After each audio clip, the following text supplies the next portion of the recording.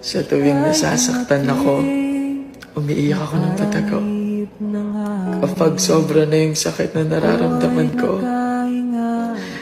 umiiyak ako ng patago. At kapag nakakarinig ako ng mga salitang ikakasakit ko, umiiyak ako ng patago. Wala eh, mahina akong tao eh. Kaya lahat ng sakit at lungkot na nararamdaman ko, dinadaan ko na lang sa iyak na patago. Sorry ah.